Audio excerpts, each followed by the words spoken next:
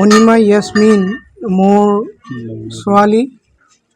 তেওঁ কৰ্মসূত্ৰে যোৱা ফেব্ৰুৱাৰী মাহত পাঞ্জাৱত গৈছিল।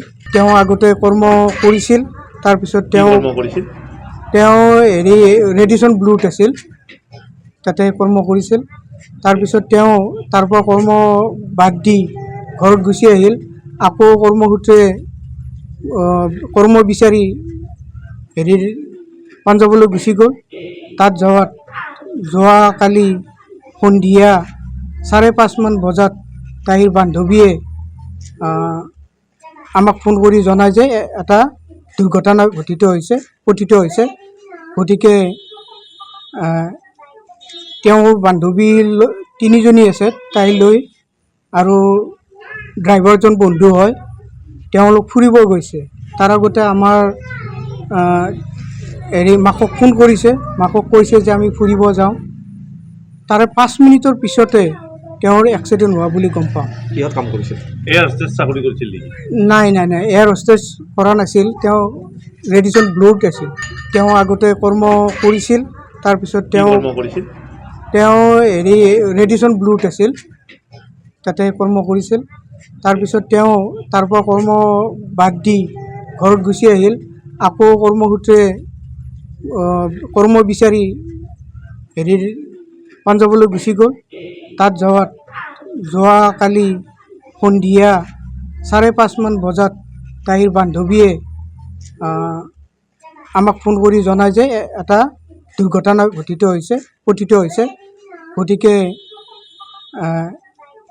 তেওঁৰ বান্ধৱী 3জনী আছে, তাইলৈ আৰু ড্ৰাইভাৰজন বন্ধু হয়, তেওঁলোক ফুৰিব গৈছে। তাৰ আগতে আমাৰ মাকক ফোন কৰিছে, মাকক কৈছে যে আমি ফুৰিব যাওঁ। তাৰে 5 মিনিটৰ পিছতে তেওঁৰ এক্সিডেণ্ট হোৱা বুলি গম পাওঁ। কিহত কাম কৰিছিল? এয়াৰ হোষ্টেজ চাকৰি কৰিছিল নেকি? নাই, এয়াৰ হোষ্টেজ কৰা নাছিল, তেওঁ ৰেডিশ্যন ব্লুত আছিল। অনিমা ইয়াসমিন মোৰ ছোৱালী। তেওঁ কৰ্মসূত্ৰে যোৱা ফেব্ৰুৱাৰী মাহত পাঞ্জাৱত গৈছিল। তেওঁ আগতে কৰ্ম কৰিছিল, তাৰপিছত তেওঁ ৰেডিশ্যন ব্লুত আছিল, তাতে কৰ্ম কৰিছিল। তাৰপিছত তেওঁ তাৰ পৰা কৰ্ম বাদ দি ঘৰত গুচি আহিল। আকৌ কৰ্মসূত্ৰে কৰ্ম বিচাৰি পাঞ্জাৱলৈ গুচি গ'ল। তাত যোৱাকালি সন্ধিয়া 5:30 মান বজাত তাইৰ বান্ধৱীয়ে